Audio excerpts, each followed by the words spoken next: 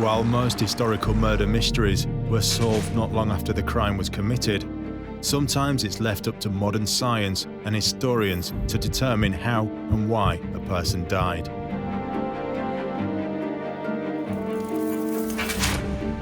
In this series, we look at some of the great unsolved deaths of the past, bringing to life the many theories surrounding them and piecing together the evidence.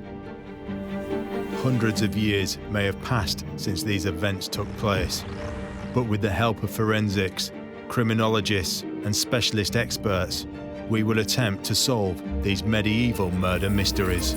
According to the official line, he died in a drunken brawl. A perfectly acceptable story is that they were smothered. And so died King Edward II. Murder. And legend has it that Prince Arthur died of the shock of castration. It's a possibility, but on the other hand, it's a most unreliable way of killing somebody.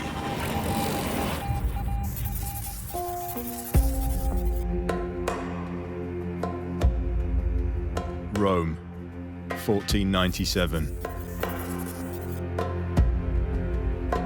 A richly attired but brutally mutilated body is pulled from the Tiber River. He would soon be identified as Juan Borgia, the son of the head of the Holy Roman Empire, Pope Alexander VI. Stabbed as many as 8 times and his throat slashed, this was no random attack. But why he was murdered and who carried it out has been the subject of speculation for over 500 years. Some believe he was killed out of jealousy on the orders of his younger brother, Joffre. Joffre definitely had a motive. By today's standards, his wife is having an affair with the man. For some people, that would be enough to kill somebody. You're also looking at the fact that he's quite low down in the pecking order of the family. So if he gets rid of those upper tiers, he's going to get promoted, as it were.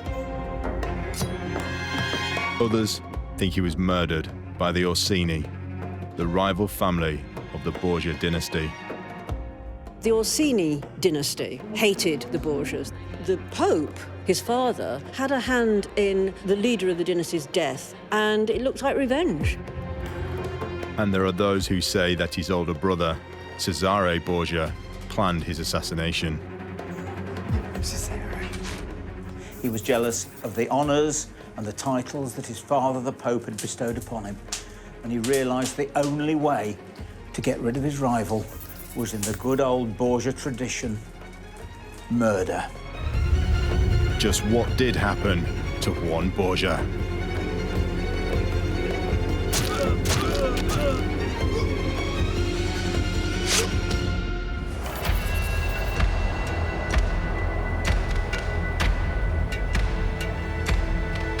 During the 15th century, Renaissance Italy was dominated by rich and powerful families, and one of the most notorious dynasties of the time were the Borgias. Originally from Valencia in Spain, they had made a name for themselves by working their way up the ecclesiastical ranks in the Vatican. In doing so, they had acquired huge sums of wealth along the way and a fearsome reputation. The Borgias are possibly one of the most powerful families that have ever lived. In today's society, we look at money and say that's what power is, but back then, religion, politics, money were all the same thing. You can't separate religion from politics. So if you really want to be the top man, you've got to be the Pope. And if you are the Pope, you are the most powerful man there is. The Borgias were a Spanish family in Renaissance Italy. They furnished 2 popes, and they were, I suppose you could say, the precursor of the mafia. They were the byword for avarice, pride, intrigue, murder, and depravity. These are not the qualities you would expect of religious leaders. But despite their reputation, Rodrigo Borgia was the second member of his family to be elected pontiff. Such was the influence they wielded. He had been introduced to the church by his uncle, Alfonso Borgia, better known as Pope Calixtus III, who had made Rodrigo a cardinal. Rodrigo was a skilled negotiator and politician who had studied law. It was alleged at the time that he had gained votes through bribery and blackmail. Today we think of the Pope as being a holy man. Obviously that's why he's the Pope. But in those days, they were red in tooth and claw. They were the most ambitious people on earth because actually in those days the Pope was the most powerful person on earth. And so all power corrupts, absolute power corrupts absolutely. And they were pretty damn corrupt.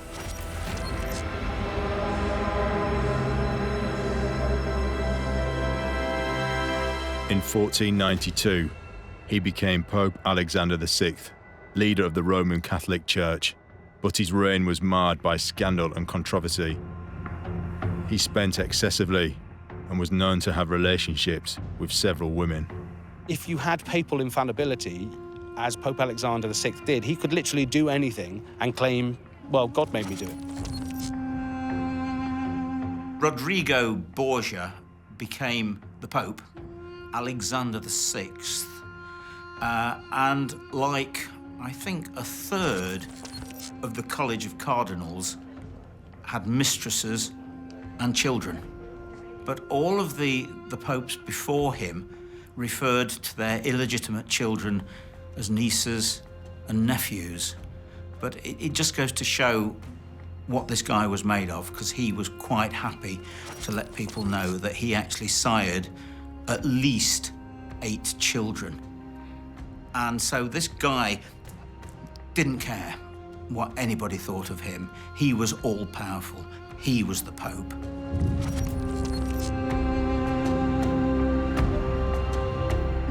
While still a cardinal, he had carried on an illicit relationship with a woman called Venosa de Catani, with whom he fathered 4 children, a daughter named Lucretia, and 3 sons, Joffre, Cesare, and Giovanni. But not only had illegitimate children, as lots of popes did, but openly declared that he had illegitimate children. Now that shows you the sort of power that a pope has. Most popes, as we know now, obviously aren't supposed to have any relations at all, let alone children. Yet it shows you the corruption that carried on at that time in history and throughout the church. The Pope was all-powerful. He was God's anointed on this planet, put here by God to rule all of us. And certainly Alexander VI realized the power that he got, and he used it, not always in the best way. Alexander used his position as Pope to further his and his family's personal fortune. He gave his children titles, land, and vast amounts of wealth, the majority of which went to Giovanni. Pope Alexander had a desire to magnify all of his 8 children, and he did this openly. In any way that he could find, he would put them, for want of a better word, at the top of the ladder, and woe betide anyone who got in the way. He had one favourite, and his name was Giovanni, often known as Juan. He set up a special papal duchy for him. He also made him Captain General of the papal army. This is a man who thought he almost was godlike. He's a man who thinks of himself as quite possibly being a star. He's untouchable. His dad's the Pope. Who's going to do anything to him? This is a man who can't be attacked. He can't be prosecuted. He can't be blamed for anything. He's got a get out of jail free card for everything. Almost certainly Giovanni was not a holy man, rather like his father, the Pope. He partied hard like they all did. He had guards at his command to take out his enemies whenever he wanted. He just loved it. Giovanni seems to have been Alexander's favourite son. However, his admiration was not shared by others. He was noted for his arrogance, rudeness, and debauched lifestyle. It was reported by many chroniclers of the age that he spent the majority of his time drinking, gambling, and visiting brothels. Young Giovanni had a habit of upsetting people. He was arrogant, and he just had an ability of putting people's backs up to say the least. He was extremely loose. In fact, he was putting it about all over Rome, basically. He, of all the Borgias, was the one that people, I would say, disliked more than anybody else, and for that reason, made many enemies.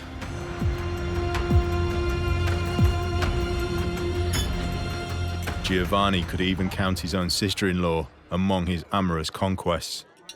Sancha of Aragon was the daughter of Alfonso II of Naples. She had married the much younger Joffre Borgia when he was only 12 years old. The marriage was a political one. Arranged by Pope Alexander in exchange for her hand and a large dowry, Alexander agreed to support Alfonso's claim to the throne of Naples. His brother's wife was, I would say, quite an accommodating woman. And she certainly wasn't out of bounds for him, and quite possibly not out of bounds for half of Italy. Despite his behaviour, it seemed as if Giovanni could do no wrong. To celebrate all the honours that his father had heaped on him, his mother threw a party for him.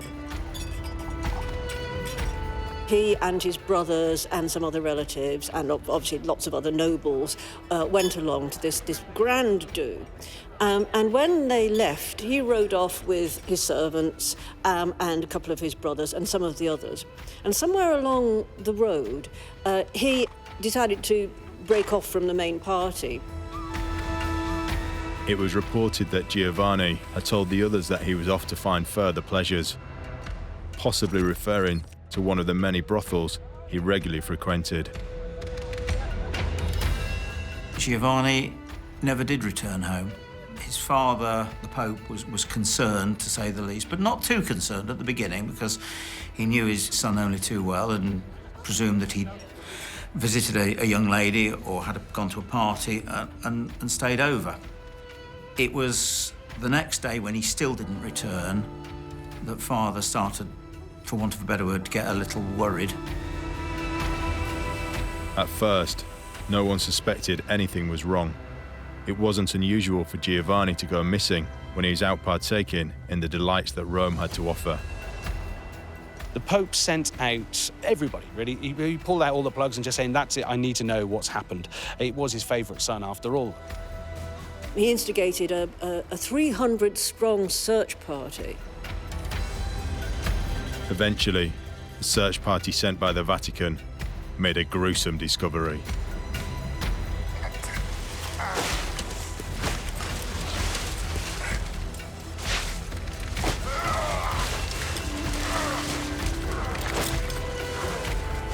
The following day, a body was dragged out of the Tiber. It had several knife wounds, and the throat had been cut, and it was Giovanni. The interesting thing when they found his body was that he hadn't actually been robbed. What proved it really to be some form of assassination was he still had everything. He still had his money, he still had his clothes, he still had his dagger attached to him as well.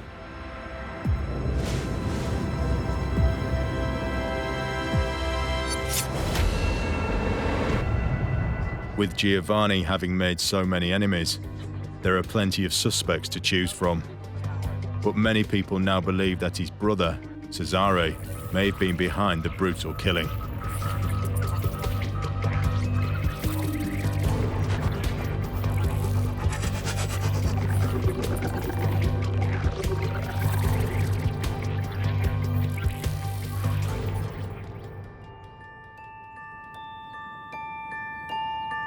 Author and historian Richard Felix believes that jealousy and greed may have been the motive for murder.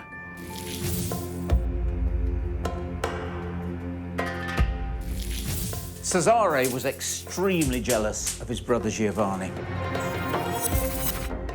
He was jealous of the honours and the titles that his father, the Pope, had bestowed upon him, and he realised the only way to get rid of his rival was in the good old Borgia tradition: murder. He hired 2 assassins. They attacked Giovanni on the road.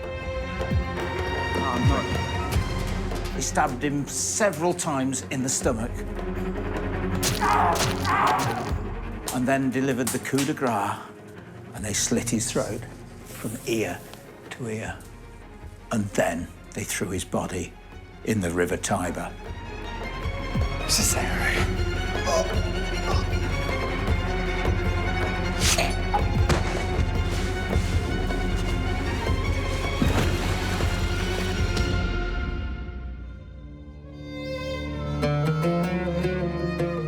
I think the real motive, if Cesare did it, was jealousy. He was extremely jealous of his brother, who the Pope had bestowed all manner of titles on him, money. He was allowed as many mistresses as he wanted.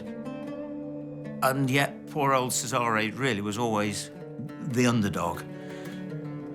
And there's no doubt about it that Cesare had murderous intentions. Cesare wouldn't have committed the murder himself, but he certainly had the wherewithal to be able to do it. He had the money, he had the motive, and he knew plenty of people that he could call on. He was a Borgia. Since childhood, Cesare had been close friends with a man known as Micheletto Corella. He was a condottiere, a type of professional mercenary who had been employed by Cesare throughout his military career.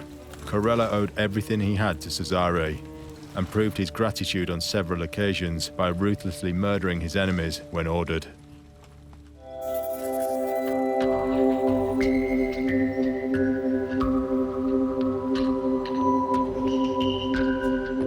It seems possible that Cesare's envy could have driven him to organize the murder of his brother. He certainly had a lot to gain from his death in terms of land wealth and title. But what would a modern-day barrister, forensic pathologist, and criminal psychologist make of this theory? Professor Michael Green is a former Home Office pathologist with over 40 years of crime scene experience. Could Giovanni's corpse have provided any clues as to who may have killed him? A cutthroat, it is surprising how little blood there sometimes is. Because a really determined homicidal cutthroat, grab the bloke's head and pull it back and yippee, off you go. You're going to not just cut the big vessels, the carotid artery and the jugular vein, but you're going to cut the windpipe. But the particular thing about a cutthroat is once you've cut the great veins, air goes down them into the right-sided chambers of the heart. A mass of bubbles form. This is what's called an air embolism, and it's like getting air in your central heating pump. The circulation around the central heating system stops working. Likewise, once you've filled the right atrium and right ventricle with bubbles, which takes a matter of seconds, there ain't no circulation, so there ain't no spurting from the vessels in the neck. So, okay, there'll be drainage afterwards, but the actual homicidal event, they'll be cast off from the knife while you're doing that, cast off after you've done that, but there won't be the dramatic blood everywhere. So the Borgia scene could have been remarkably clean. Would there have been any way of determining how many people were involved in the actual murder? The only way you can tell how many people were involved is from disturbance of the scene and things like boot marks. You might be able to tell how many people. If it was very obvious from the pattern and the appearance of the stab wounds that more than one knife had been used, you could say that more than one person was involved. But I think that's the best you could do, and it would only be informed guesswork.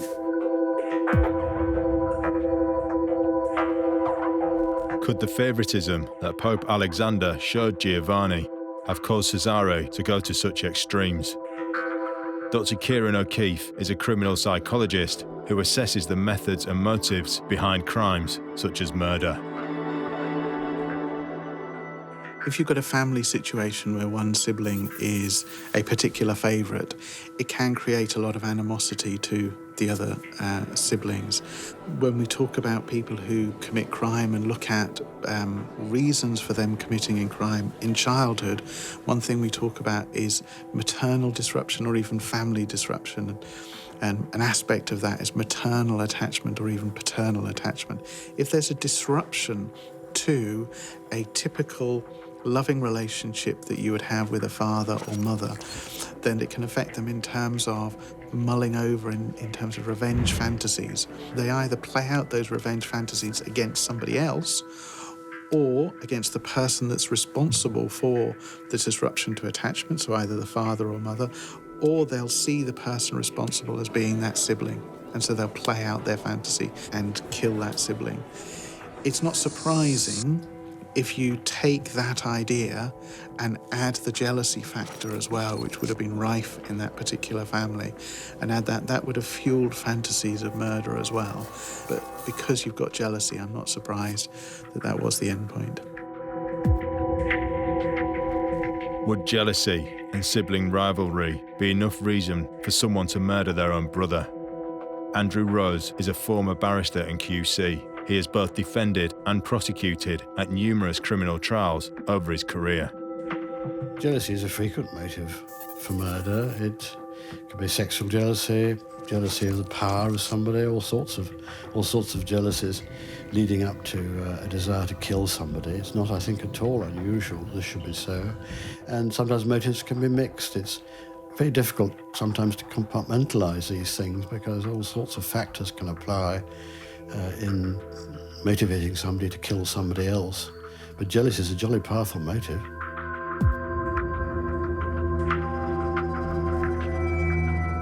It certainly seems like Cesare would have had the motive to want Giovanni dead. But he wasn't the only family member to bear a grudge against him. Joffre Borgia, the youngest brother, had equally as much reason to hate Giovanni. But would he have ordered his murder?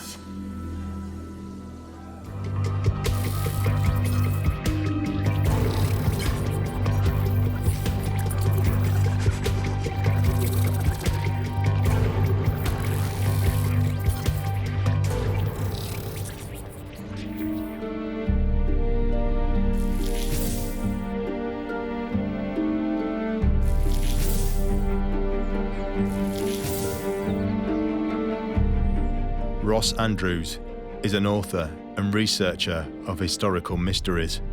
He believes that Joffre may have had his brother killed because of an affair he was having with his wife.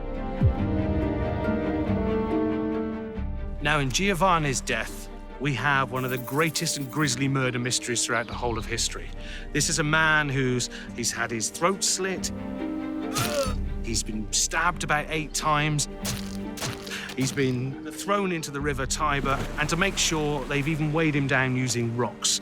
This is obviously a hit. Now, our prime suspect is probably Joffre due to the fact that he has means, he has method, and most definitely has motive.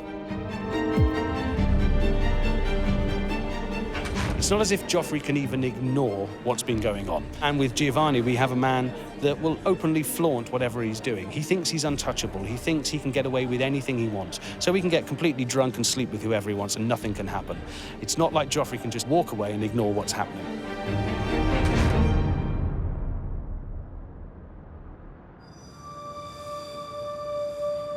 Now, with all murder mysteries throughout the whole of history, you've got to look at means, method, motive, and try and find out who's done this. Now, Joffre definitely had a motive. By today's standards, his wife is having an affair with the man. For some people, that would be enough to kill somebody. You're also looking at the fact that he's quite low down in the pecking order of the family. So if he gets rid of those upper tiers, he's going to get promoted, as it were.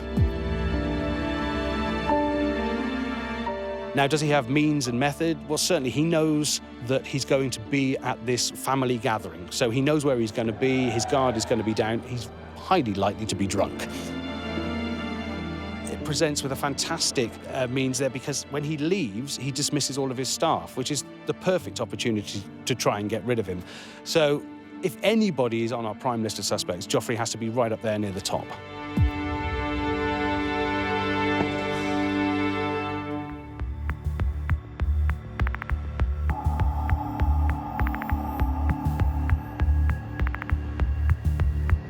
Could the indignation of his wife's affair with his brother have driven Joffre to murder? We've already got jealousy of a sibling who seems to be favoured. Now we've got jealousy added in terms of a relationship that's going on that's inappropriate, that's a particular young lady who's loose with her favours. I could imagine the jealousy building up. It's part of what I talk about in terms of Athens stage theory, and it's something to do with what we say is symbolic interactionism, that maybe it's not about a genetic predisposition, maybe it's not about a psychological predisposition, maybe it's not about the upbringing or the environment, maybe it's simply about social interaction. And the social interaction would have been this affair that was going on and the jealousy that was felt in terms of that particular relationship. And that could be building up and fueling fantasies to try and resolve that in some way, or at least take the attention away from that particular person or from the brother. Reportedly, Giovanni was less than discreet about their liaisons.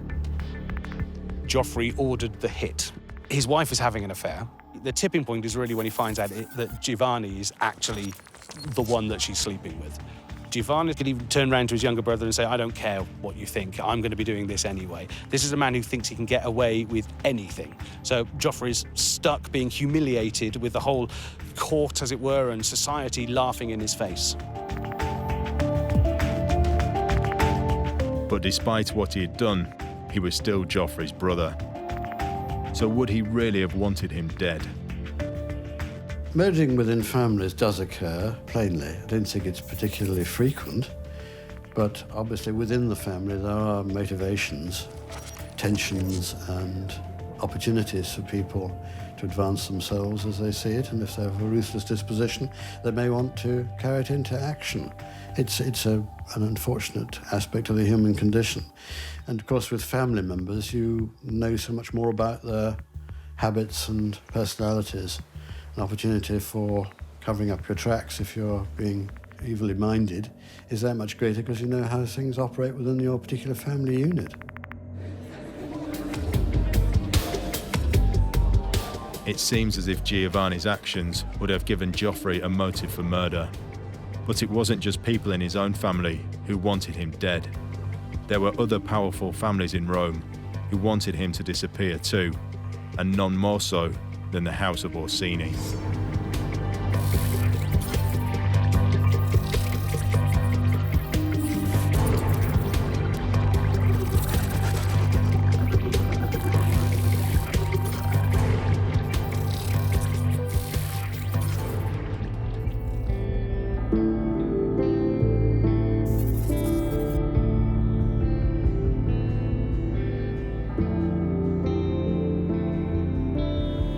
Picknett is an author and historical researcher. She believes that Giovanni was the victim of a plot between his own siblings and long-term rivals of the Borgias, the powerful Orsini family. Giovanni attended a party thrown in his honour. That was the last time he was seen alive.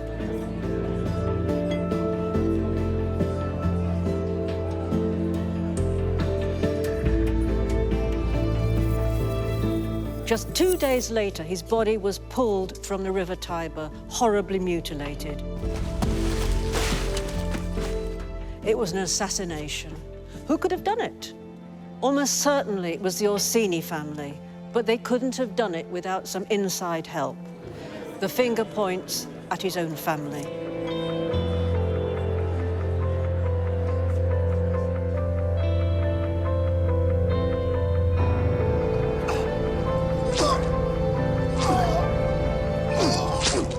There'll be lots of people who wanted him dead, but there were standout suspects. The main one was the Orsini dynasty, because the Pope, his father, had a hand in the leader of the dynasty's death several months before in jail.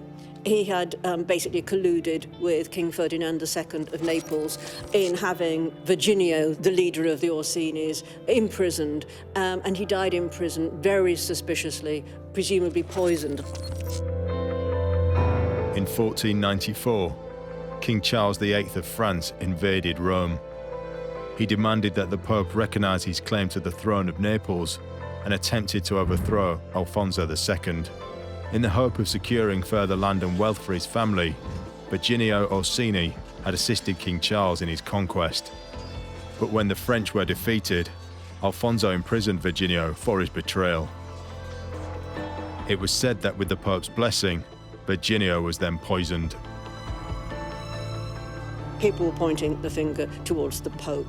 So basically, there was the much-loathed son of a much-loathed Pope. And it looked like revenge. But there was a huge element of inside information about this. You know, they knew where he was riding to, even though he changed his plans at the last minute. It's very likely that there was somebody else, perhaps in Giovanni's own household or in his mother's household, who basically gave them information.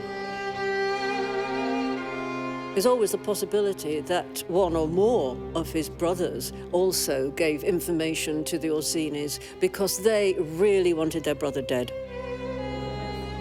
Cesare had been standing on the sidelines, watching his father, the Pope, heap honours and status and you name it on his favourite son, Giovanni. And all the time there's Cesare thinking, no, that's mine, I want that. Why don't I get any of this? So the ultimate sibling rivalry could have been behind the death of his brother. There have been quite a lot of suggestion that, in fact, Joffre had a hand in the assassination of Giovanni. It's often said that Giovanni made fast and loose with the wife of his brother Joffre. Now, he could have colluded with the Orsini dynasty to have him assassinated. Nothing surprises one about politics in those days. You might think on paper, well, you know, what would a Borgia be doing colluding with an Orsini? Indeed. But if there was something in it for them at the time, why not?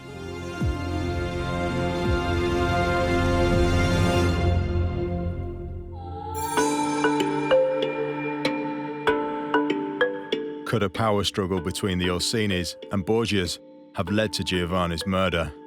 As far as the rivalry between the Borgias and the Orsinis, this is pretty typical of Italian history of that period. Clearly it does persist to this day. We know there are rivalries between family groups within the mafiosi structure. I think in Italy that you'll find that, and in areas where there are family and blood feuds which go on for centuries, generations, in parts of Afghanistan and Pakistan. These are deeply embedded in human nature and almost impossible to eradicate.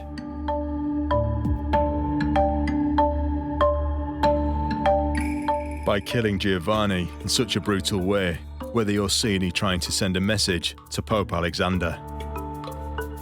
We're trying to go with the theory that the killing of Juan was a message that was sent between the families. We'd have to look at how the body was found. Was the body concealed in any way? And when we talk about psychological profiling and looking at killers, we talk about abduction site and dump site. So where is the person abducted? And then where are they killed? And then where is the body dumped? If you're sending a message, then the body would be easily found. If the body was easily found, then yes, potentially what we're looking at is a message that's being sent. If it's been concealed in any way, and there's an element of not wanting the body to be discovered, then no, it's not a message. Unless the message you want to give is that Juan has gone missing. But ultimately, if you're not owning up to that, if you're not showing that there's a body, then really you're just creating doubt about, has he run off, has he had an accident, anything, you know. So the body would have to be easily found for it to be a message. If they weren't trying to send a message, why was Giovanni's body so badly mutilated? There are very few stab wounds that cause immediate death. This comes as a surprise to people. But even if you stab somebody in the heart, classically the knife goes between the ribs and it goes into one of the chambers of the heart, usually the right ventricle. The blood then accumulates between the heart and the bag in which it's suspended, the so-called pericardium. And you can go 2 to 3 minutes, 4 minutes before the compression of the heart by the blood around it stops it beating effectively. I think in the case of Juan Borgia, what almost certainly happened was he was immobilised with his 6 or 7 stab wounds, and then once he is weakened, you see, if he's stabbed in the belly, for example, and it hits the aorta, he's going to lose half his circulating blood volume into his belly within a matter of minutes. But once he is enfeebled by the stab wounds, then it's going to be very easy to just get hold of him and finish him off. Death is going to occur within seconds, which is why in real life there is often very little blood at the scene of a cutthroat.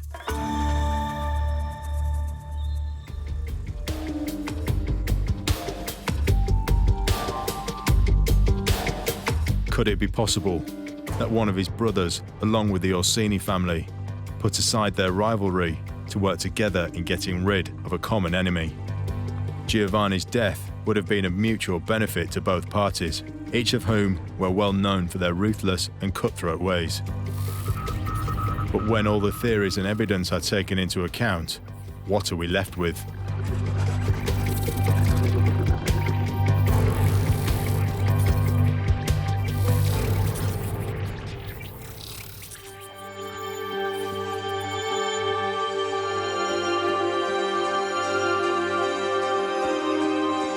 There is no doubt that Giovanni was murdered, but who did it and what was their motivation?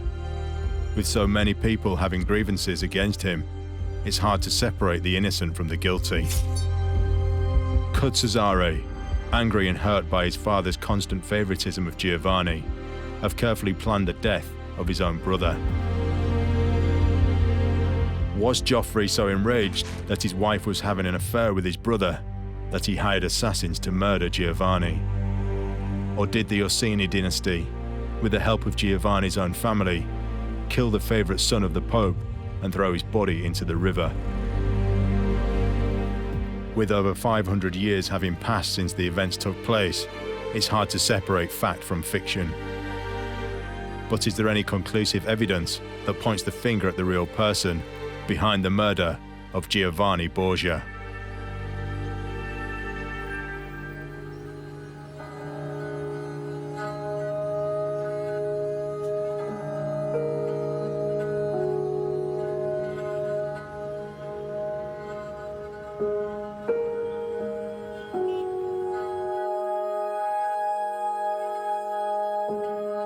Do the details of the murder tell us anything about the motive behind the attack?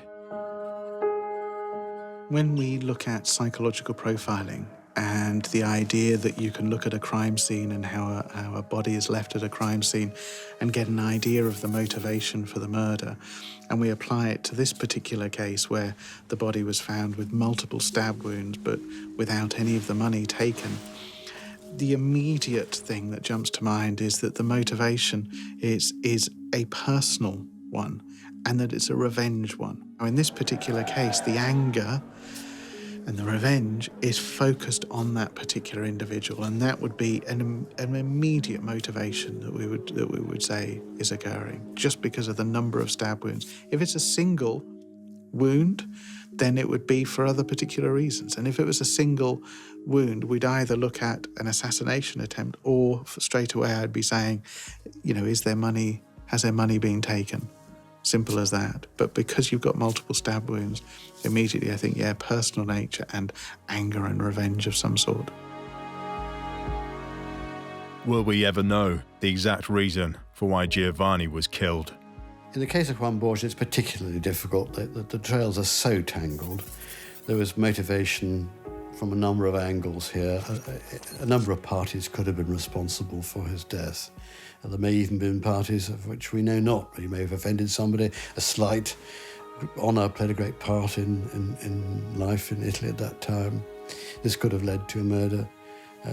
It's a fascinating case, but I don't think it'll ever be solved conclusively. Renaissance Rome, and in particular the Vatican, was a place of politics, scandal and intrigue. Those involved at the highest levels of office rarely got there solely on their religious merits, and the Borgias were no exception. Giovanni's father had given him everything he desired, and more than he deserved. But despite the favours bestowed upon him, Giovanni continued to cause upset and make powerful enemies. Giovanni's affair with Joffre's wife would have given him ample motive to want Giovanni dead. However, his marriage to Sancha was one of convenience rather than love, and Joffre was only 15 years old at the time and reportedly uninterested in his wife. It seems unlikely that he would have gone so far as to organise the murder of his brother. Sancha of Aragon was, even by the standards of the courts then, rather loose in her morals. Cesare, on the other hand, was known to be an accomplished murderer. He had grown tired of his brother's public antics and accused him of embarrassing the family and bringing the Borgia name into disrepute. He was also said to be jealous of the favours their father showed Giovanni. Favours that, with Giovanni out the way, would now fall on him. Cesare was never happy with all the honours and titles and status heaped on his brother. Cesare, therefore, does seem to be the most likely suspect. But did he act alone? Pope Alexander had had a long-running feud with the Orsinis.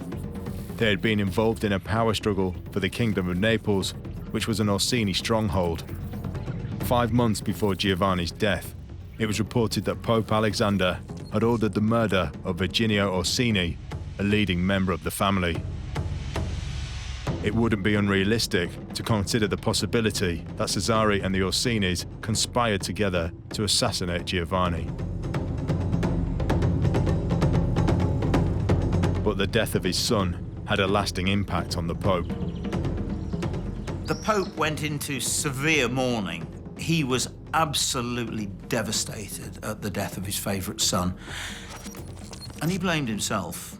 He thought that this was God's way of punishing him for his life of debauchery.